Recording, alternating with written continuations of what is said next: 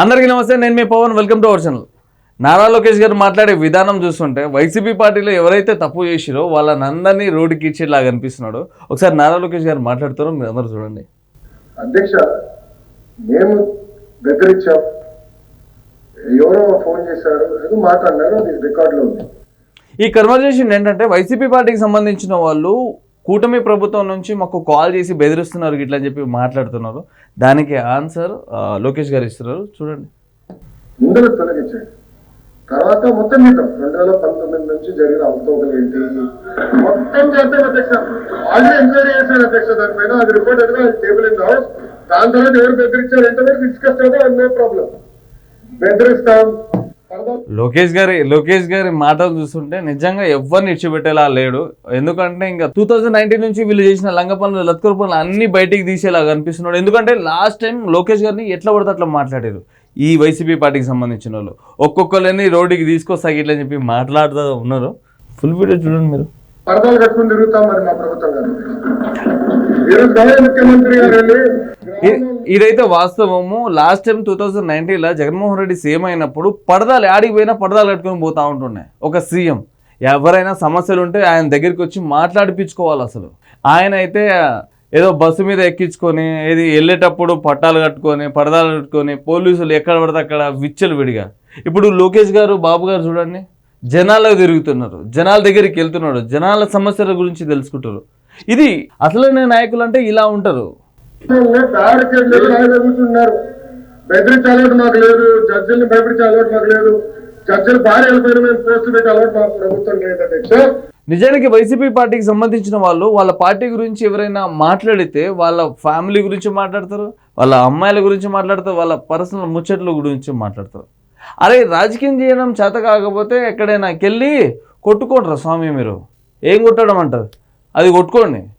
Personal ముచ్చట్లు మాట్లాడతారు, లేకుంటే పిల్లల గురించి మాట్లాడతారు, లేకుంటే లేడీస్ల గురించి మాట్లాడతారు. ఇదేం రాజకీయం రా స్వామి మీకు? మీరు చేశారు ఇవన్నీ. సిబిఐ ఎంక్వైరీ ఉంది, అన్ని బయటకు వస్తాయి. సిబిఐ ఎంక్వైరీ అంటే ఇంకా జగన్మోహన్ రెడ్డి తొందరలోనే వెళ్ళిపోతాడని చెప్పి ఇంకా గట్టి నమ్మకం అయితే వచ్చేసింది. ఎందుకంటే నారా లోకేష్ గారు ఎంత సీరియస్గా మాట్లాడే నేను ఎప్పుడు చూడాల. ఒక్కొక్కళ్ళకైతే ఖచ్చితంగా ఉండబోతుందని చెప్పి నేనైతే అనుకుంటున్నాను.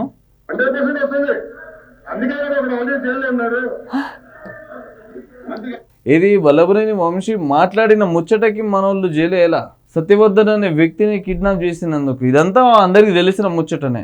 ఎవరైతే వైఎస్ఆర్సీపీలో ఉండి తప్పుడు ప్రచారాలు, తప్పుల పనులు, లేకుంటే భూ కబ్జా ఏం విచ్చలవిడిగా చేసిన వాళ్ళందరినీ ఖచ్చితంగా శిక్షిస్తారు గిట్లని చెప్పి నారా లోకేష్ గారు అంటున్నారు. నెక్స్ట్ ఎవరు మరి? నేను ఆ రోజు చెప్పాను కదా, ఎవరైతే చట్టాన్ని ఉల్లంఘించి ప్రజల్ని మా కార్యకర్తలు ఇబ్బంది పెట్టారో వదిలే ప్రసక్తే ఉండదు. Wait and watch. చూడండి, ఇప్పటికైనా తప్పుడు పోస్టులు, తప్పుడు ప్రచారాలు ఇట్లా చేయడం బంద్ చేస్తే ఇంకా చాలా మంచిది. ఎందుకంటే కూటమి ప్రభుత్వం చాలా స్ట్రాంగ్ ఉంది. మీరు ఎట్లా పడితే అట్లా పోస్టులు పెడుతున్నారు. కళ్యాణ్ గారి గురించి, లోకేష్ గారి గురించి, లేకుంటే బాబు గారి గురించి, లేకుంటే కూటమి గురించి ఎట్లా పడితే అట్లా ఈ సోషల్ మీడియాలో మీరు మాట్లాడుతూ ఉన్నారు. ఏది ఈ కార్యకర్తలు కొంతమంది పేటీఎం ఉంటారు, సో వాళ్ళు మాట్లాడుతూ ఉన్నారు. కొంచెం జాగ్రత్తగా మాట్లాడితే మంచిదని చెప్పి నారా లోకేష్ గారు కొంచెం వార్నింగ్గా ఇస్తున్నారు. ఇది ఈ సోషల్ మీడియాలో ఉండే వాళ్ళకే కాదు, వైసీపీ కార్యకర్తలు ఎవరైతే ఉన్నారో, లీడర్స్ కానీ కార్యకర్తలు కానీ నూరు అదుపులో పెట్టుకుని మాట్లాడితే మంచిదని చెప్పి నారా లోకేష్ గారు ముందే వార్నింగ్ ఇస్తున్నారు. సరిగ్గా మాట్లాడడం చేతగాని వాళ్ళు కూడా అసెంబ్లీకి వచ్చి అది ఇది మీ కూటమి అది చేస్తాంది, ఇది చేస్తాంది. కొన్ని రోజులు టైం తీసుకోండి.